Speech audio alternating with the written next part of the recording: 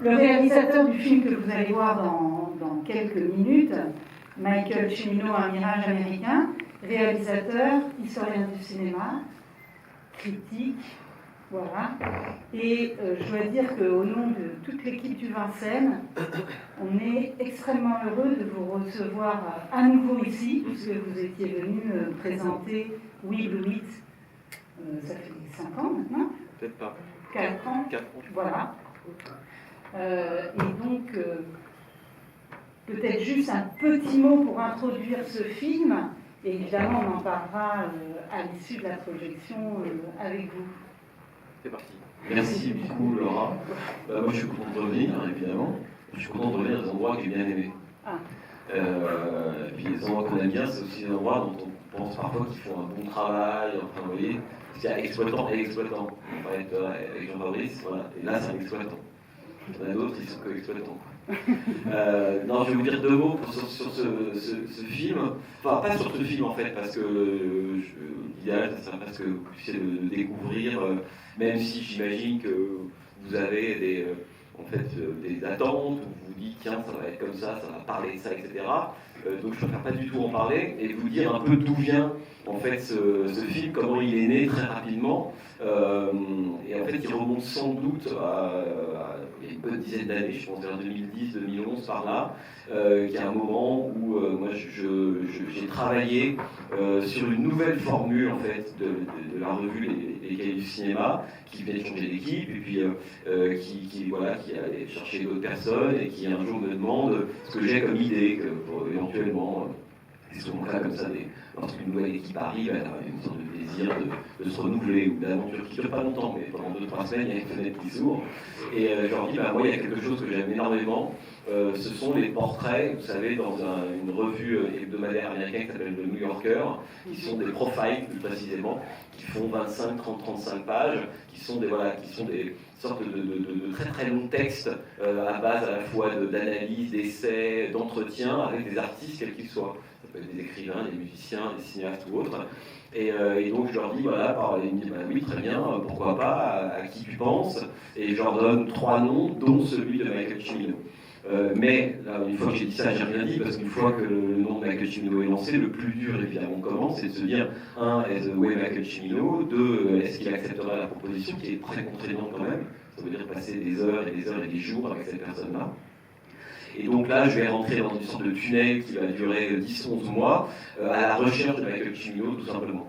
Parce qu'en 2010, plus personne ne sait où est Michael Cimino. Il a disparu. Je dis ça parce qu'en 2013-2014, il va revenir sur le devant de la scène avec La Porte du Paradis, et on le verra énormément, notamment en France, mais en 2010, tout le monde s'en fout de Michael Cimino. Or, il n'a pas réalisé le film depuis 1995, donc ça fait déjà 15 ans qu'il a à peu près disparu des radars. Et donc je commence à chercher, j'appelle des gens, personne ne sait où il est, des gens de revue, des cinéastes, des directeurs de festival, tout le monde s'en fout de Michael Cimino. Et je me dis, tiens, je vais faire, comme je fais souvent, je vais essayer de trouver les avocats américains de Michael Cimino, il faut forcément quelque part. Et là, je tombe sur un des avocats qui accepte de me répondre et qui me dit, voilà, si vous voulez contacter Michael Cimino, contactez sa productrice, qui est Joan Carelli, qui est la productrice de tous ses films, sauf Le Canardeur. Et voilà, et pendant quelques mois, Joan Carelli va m'appeler régulièrement, elle habite à New York, pour me poser des questions sur ce que j'ai envie de faire, qu'est-ce que je veux faire avec Cimino, qu'est-ce que je pense de ses films, enfin plein de questions, et je comprends qu'elle relate très régulièrement à Cimino ce que je suis en train de lui dire. Alors, je comprends que c'est une sorte c'est la gardienne du temple. Et que voilà, il n'y a pas d'accès à Cimino, que c'est souvent le cas au Hollywood.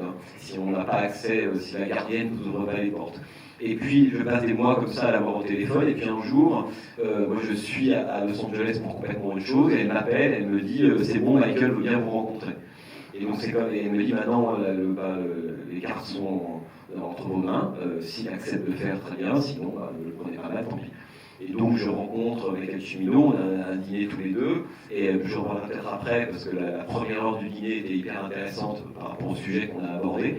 Et à la fin de cette très très très longue discussion, il me raccompagne, il me dit alors quand est-ce qu'on se revoit? Et là je comprends qu'il est d'accord pour que je passe du temps avec lui pour faire ce fameux profile à l'époque pour les cahiers.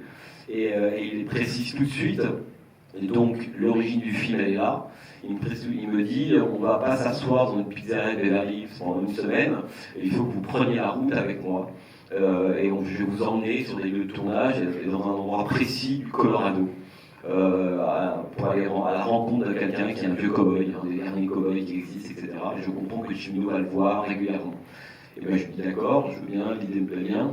Et donc c'est Cimino qui va organiser en fait ce voyage qu'on va faire tous les deux de la Californie au Colorado. Et le Colorado, on arrive le point d'arrivée de ce voyage, c'est un tout petit bled qui s'appelle Montrose. Je ne sais pas si certains d'entre vous le connaissent, mais qui est connu des amateurs de western, puisque c'est là que Henry Hathaway a tourné en 68 son dollar pour un shérif.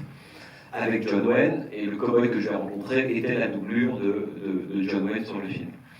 Grand ami de Michael Cimino. Et donc on va faire ce voyage, et moi pendant ce voyage avec lui, je vais tout enregistrer, en fait, par des dictaphones, dans la voiture, dans les diners, dans les motels, partout. Et donc quand je reviens à Paris, j'ai à peu près 50-60 heures d'enregistrement avec Michael Cimino. Je fais ce papier pour les cahiers, et puis je me dis c'est quand même dommage, il n'y a pas de livre sur Michael Cimino en France, pour moi c'est un signal extrêmement important. Donc j'en fais un livre en 2013, les années passent, et il y a 2 ans, il y a une proposition en gros d'Arte qui me dit il y a la place pour faire un doc sur Michael Cimino.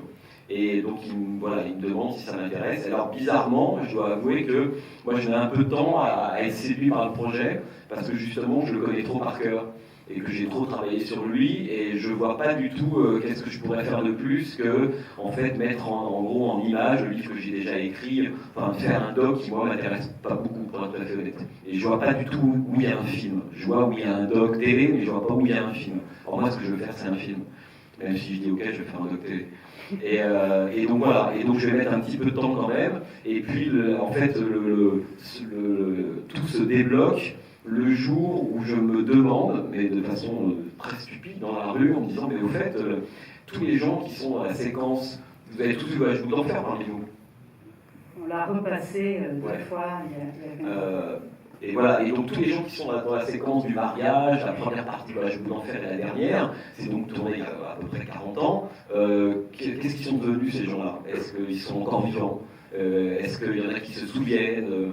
Voilà, je commence à poser ces questions-là, puis là ça commence à m'intéresser, et puis je me pose la question toute bête, qui est que dans Voyage Bout d'Enfer, le film aux États-Unis se passe dans une petite ville qui s'appelle Clairton en Pennsylvanie. Et puis je me dis, bon, alors c'est où Clairton en Pennsylvanie, etc. Puis je me rends compte qu'il n'y a pas de Clairton en Pennsylvanie, ça n'existe pas. Et donc je re-enquête, et là je me rends compte que le film n'a pas été tourné à Clairton, mais dans un petit bled qui s'appelle Mingo Junction, et la Pennsylvanie du film, c'est l'Ohio. Et donc je contacte les gens, alors je passe tous les détails, mais les gens de Mingo Junction dans l'Ohio, et je leur dis, voilà, alors... est-ce que vous vous souvenez de ce film? Est-ce que vous étiez là? Est-ce qu'il y en a encore parmi vous qui sont presque des survivants du tournage?